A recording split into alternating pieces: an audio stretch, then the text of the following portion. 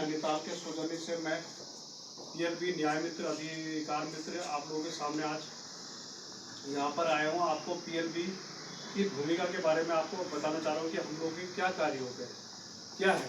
समाज में ऐसे लोग जो 3 लाख रुपए से कम की आय के लोग हैं, जो भी निम्न मध्यम वर्ग के परिवार के हैं, उनको अगर सरकारी सेवाओं में कोई बेनिफिट नहीं मिलता है तो वो हमारे पास आ सकते हैं। और उसके अलावा जो है और भी अन्य क्षेत्रों में उनको कानूनी रूप से कोई प्रॉब्लम होती है, कहीं भी होती है, तो वो भी हमारे क्षेत्र में हमारे पास आ सकते हैं। हम उनकी समस्याओं को जो है माननीय सचिव महोदय जिला विधिक सेवा प्राधिकरण के पास जो है भेजेंगे और उनकी समस्याओं का निराकरण किया जाता है। इस तरीके का हमारा ये कार्य होते हैं। पीएलबी की भूमिका, पीएलबी एक मध्यस्थ रूप में कार्य करता है, जो समाज में अलग अलग प्रॉब्लम समाज में अलग अलग जो भी प्रॉब्लम होती है किसी भी उसमें, चाहे वो घरेलू हिंसा हो गई, किसी की प्रॉब्लम हो गई, या कोई बच्चों के ऊपर मानव तस्करी के रूप में हो गई, या कोई बच्चा कोई भी ऐसी प्रॉब्लम होती है जहाँ पर उसको मुफ्त विधिक सहायता के लिए अगर वो पात्र है और 3 लाख रुपए से कम की आय है उसकी सालाना, तो उसको मुफ्त विधिक सहायता के लिए हम लोग प्रेरित करते हैं।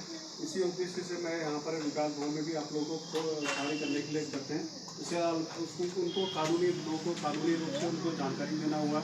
उनकी कोई ऐसी समस्या और भी होती है जहाँ पर उनका निराकरण नहीं होता है, तो वो भी हमारे पास एक मध्यस्थ रूप में आ सकते हैं और हम उनको एक रास्ता बताते हैं कि आप इस तरीके का कार्य करिए। और माननीय जिला विधिक सेवा प्राधिकरण, माननीय सालसा ऐसे माननीय हाईकोर्ट के द्वारा भी आप लोग जा सकते हैं। वहाँ पर भी आपको निःशुल्क विधिक सहायता के लिए पात्र आप होंगे। इस तरीके का हमारा एक कार्य होता है मध्यस्थ। तो हम ग्रामीण क्षेत्र में भी किसी को कोई मनरेगा की प्रॉब्लम है, किसी का कोई लेबर है कहीं, उसको ठेकेदार के द्वारा शोषित किया जा रहा है, इसके अलावा अलग अलग किसी भी क्षेत्र में कहीं भी होता है, तो ये हमारा पूरे भारतवर्ष में हर जगह जिला विधिक सेवा प्राधिकरण, राज्य विधिक सेवा प्राधिकरण के द्वारा हम लोग कार्य करते हैं। और इसमें जिसकी जो समस्या होते हैं उन समस्याओं का निराकरण कराने के लिए हम लोग उनको एक मार्गदर्शन करते हैं।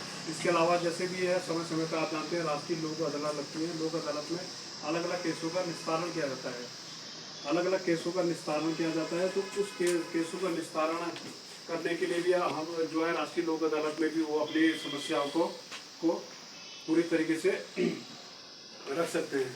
तो ये सब हमारा कार्य होता है जिला विधिक सेवा प्राधिकरण का। और इसी क्रम में मैं आज ये राजकीय प्राथमिक विद्यालय में कुछ स्कूली बच्चों को और माननीय जो हेड मिस्ट्रेस मैडम हैं और भोजन माता हैं, इन लोगों को भी ये थोड़ा सा पीएलबी की भूमिका के बारे में आप लोगों को बताना चाह रहा हूँ। इस तरीके का आपकी कोई भी समस्या होती है, माना कोई किसी को किसान सम्मान निधि नहीं मिल रही है, समाज कल्याण की पेंशन नहीं मिल रही है, स्वरोजगार की में कोई प्रॉब्लम हो जाती है स्वरोजगार के क्षेत्र करने में, तो उनको हम ये बता सकते हैं कि आप ऐसा ऐसा करिए, ये करिए। जो भी हमें मार्गदर्शन होता है, ये सारा कार्य हमारा होता है। पीएलबी की भूमिका होती है। इसी तरीके के अलग अलग क्रम में उनको कानूनी रूप से जानकारी देना होगा, गांव-गांव में जाके कानूनी रूप से जानकारी भी देना होगा। ये सब हमारा जिला विधिक सेवा प्राधिकरण और राज्य विधिक सेवा प्राधिकरण के कार्य होते हैं।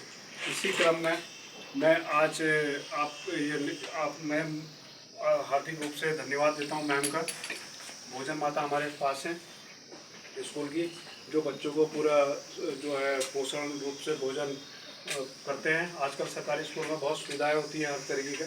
तो इसी तरीके का जो भी है बच्चों के शिक्षा के अधिकार के उपलक्ष्य में हम लोग बताते हैं। जैसे 6 से 14 साल के बच्चों को जो है निःशुल्क अनिवार्य शिक्षा होती है।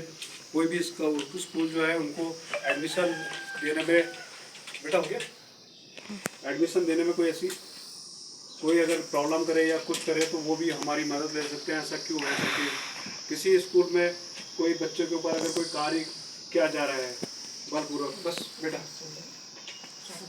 हो गया, कट